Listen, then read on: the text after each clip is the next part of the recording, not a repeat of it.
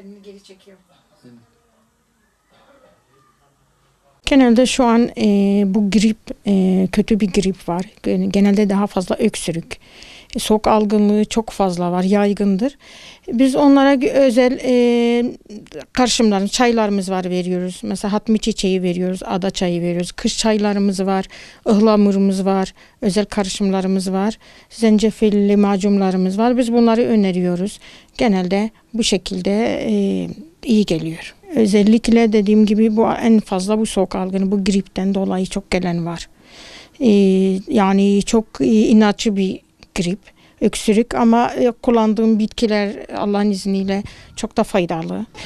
Mutlaka bitki çayları günde 2 defa da olsa bir ıhlamur olur, bir hatmi çiçeği olur, bunlar zencefil olur. Bunları kullanmasını tavsiye ederim. En azından hani hem korusun hem de öyle bir şikayet varsa iyi gelir. Bu kuru bitkilerin çok hani rahatlıkla saklanabilir. Genelde paket halinde bizimkiler. Onları sadece paketleri açtığı zaman tekrar aynı şekilde kapatıp saklayabilirler. Açıkta kalmamak şartıyla bu şekilde korunabilir.